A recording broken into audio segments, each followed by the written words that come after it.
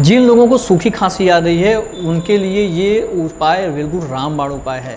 इसमें करना क्या है, आपको 4 चीज़ें लेना है। नंबर 1 पे आपको लेना है अदरक, मतलब सौंठ जो होता है, सौंठ लेंगे। नंबर 2 पे लेंगे आप गुड़, नंबर 3 पे हल्दी, नंबर 4 पे शहद। इन चारों को मिला करके छोटी छोटी गोलियां बना लीजिए, या हो सके तो इसमें स्वादानुसार नमक, जो आपका काला नमक या सेंधा नमक होता है, वो डाल देंगे और उसको चूसेंगे। तो जो चूसने से जो रस निकलता है वो आपके गले को बहुत आराम देगा।